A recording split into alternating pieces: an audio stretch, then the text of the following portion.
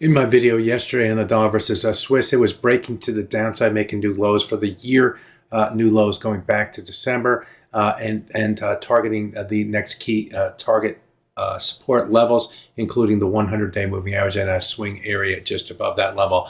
I'll go through the technicals that are driving this currency pair now as it rebounds off of those targets, but runs into topside resistance. So let's get started. If you look back at my video and post from yesterday, the dollar versus Swiss was trading around this level right here, about where the current level is trading at now at 0.8936, with more momentum to the downside.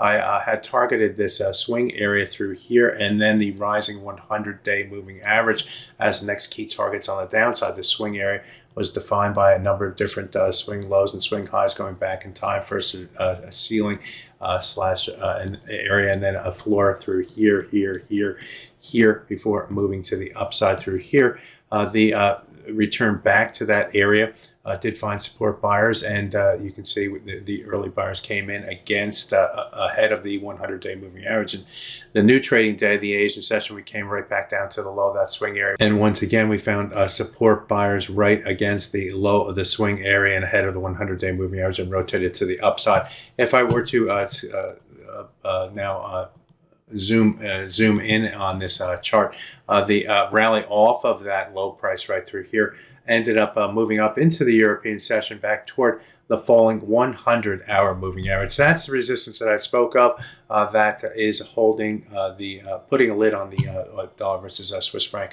Recall that in trading last week, the price did move or moved above that level and then tried to hold support against that level and then rotated to the downside, increasing bearish bias. So what was once a support through here now becomes a resistance right here, and exactly what we saw in trading here today. Also near that level is this swing area through here, and again, if I were to take a more closer look at that level, you can see that it was defined by different lows through here, and then rotated to resistance. We'll call this a test of the high of that swing area before moving to the downside, and you can see how it held right here, forcing the price lower. So this area right here between 0.8965 and 0.8975 would have been the target that we need to get to and through, and if we're able to do that, we look toward the 200-hour moving average, but it held resistance and we're rotating back to the downside. So what we know is that we have key support down here against this swing area down through here.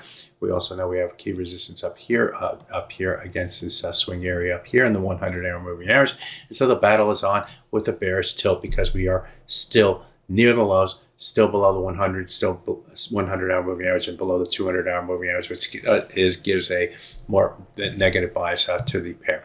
So that's my technical look at the dollar versus Swiss. My name is Greg McCloskey. Good fortune with your trading. Bye-bye now.